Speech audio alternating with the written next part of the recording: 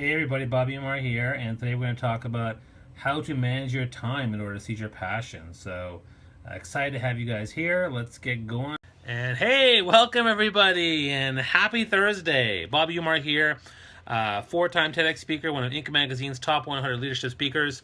And today it's time for my weekly Periscope for Seopa.com in regards to how to seize your passion. So if you're on here, welcome. Share this on Twitter, share this on Facebook. Let's get people on here. I'd love to get more people into the conversation because I'm really excited about the topic today.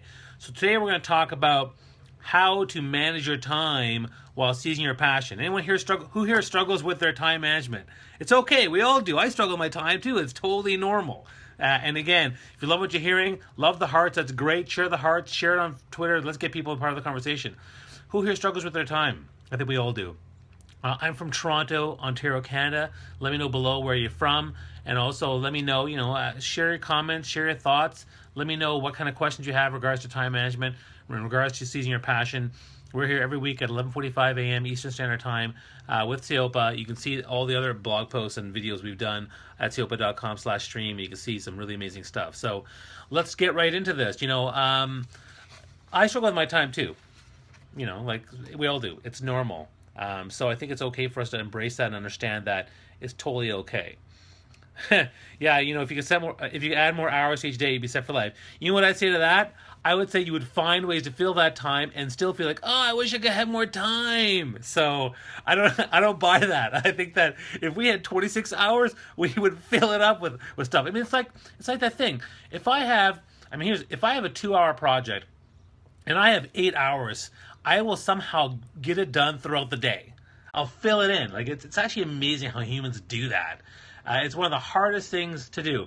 You can't hear me. Okay, well, hopefully you can watch later. You can still give us hearts, right? So just give us hearts. That would be awesome. I love that. Love the hearts. That's fantastic.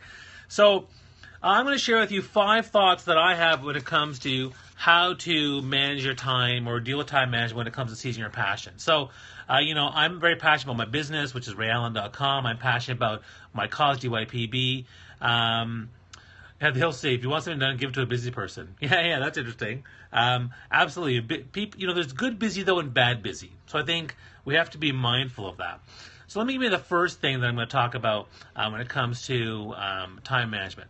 Number one, when it comes to managing your time via seizing your passion, is really you have to separate what you're managing your time on. So goals, projects, milestones, the little things, the big things, the little rocks, the big rocks, you have to kind of separate them because, I manage my time based on my projects.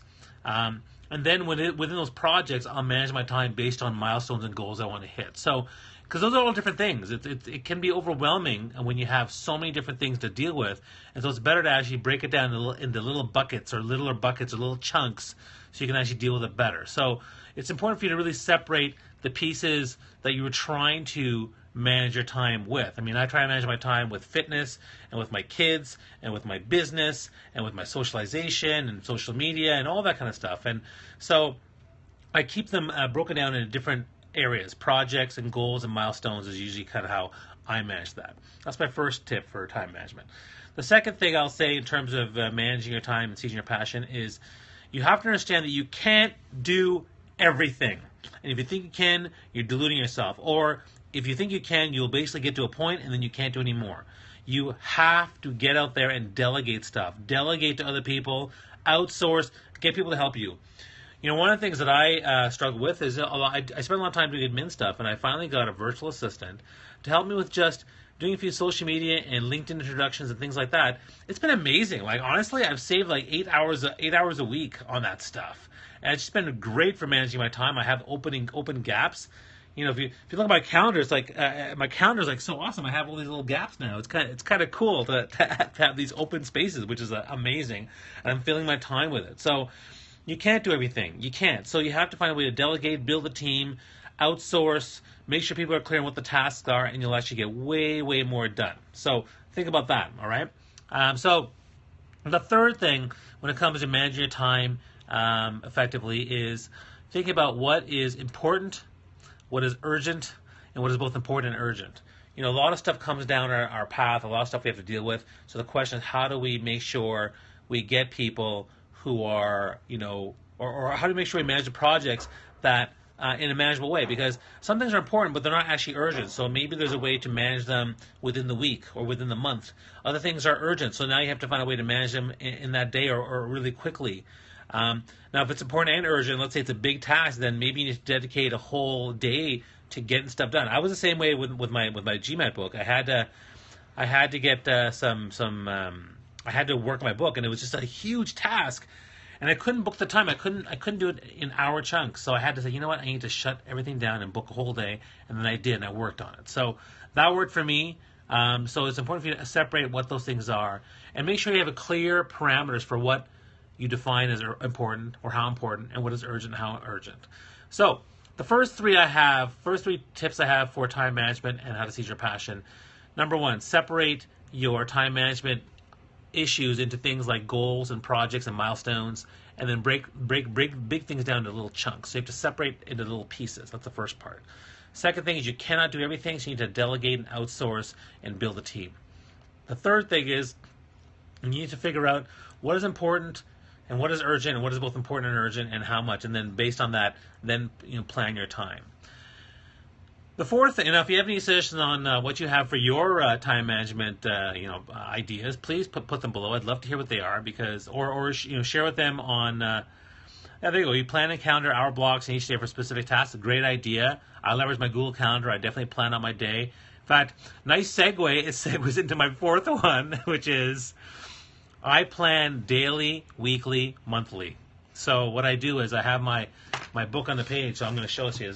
There's my big month on the page here. Whoa, the whole calendar on a page.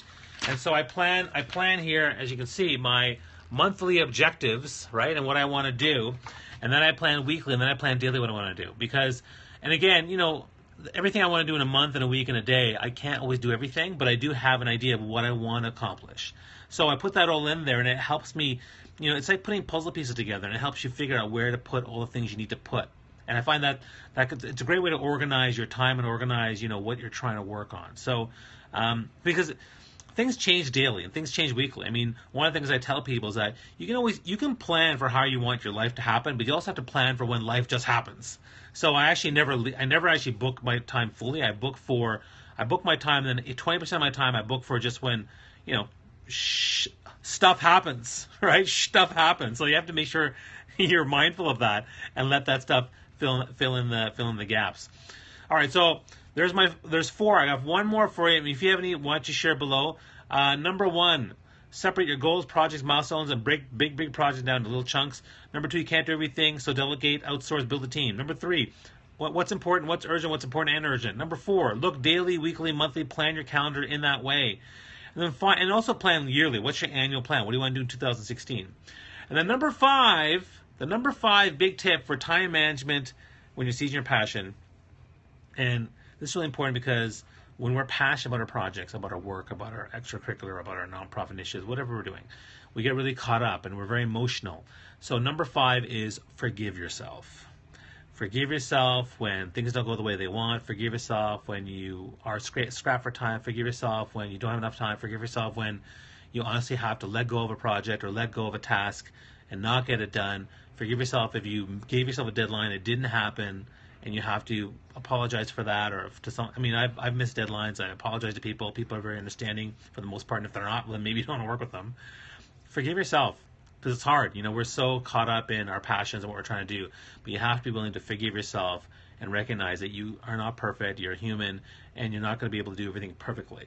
And I honestly, I totally am like that. It's so, so important. Yeah, self-love, self-compassion, love yourself, forgive yourself, because when you do that, you're actually going to be more able to forgive others and love others and help other people. So that to me is such a huge part of time management and seizing your passion. They go hand in hand, right? The best people who seize their passion, the best people who manage their time are able to do the four things I talked about, but they also are able to forgive themselves. So I hope you found that useful. And if you have any other things you want to add, or you want to submit questions or submit comments, you can also submit to sayopa.com. You can check out the video stream. You can even use the hashtag Q4BobbyU and suggest topics and for future topics, and then the Sayopa team will say, hey Bob, let's do this topic, and we'll do it. So that'll be totally cool. And by the way, if you're on Twitter tonight, I'm doing a tweet chat for media chat, hashtag media chat, at 10 p.m. Eastern time. It's going to be pretty awesome. I'm going to talk about personal branding. Check us out. And check out all the other previous videos from Seopa. It's going to be amazing. So I'll be here every week with Seopa, 11:45 a.m. Eastern Standard Time. Check out seopa.com/videos for all the great, awesome stuff. And this video will be uploaded as well. I hope you'll share your stuff, and hope you'll join us again. And let's build this community. Let's build some really engagement. Let's learn. All right. Wish you guys all the best. Have a fantastic week.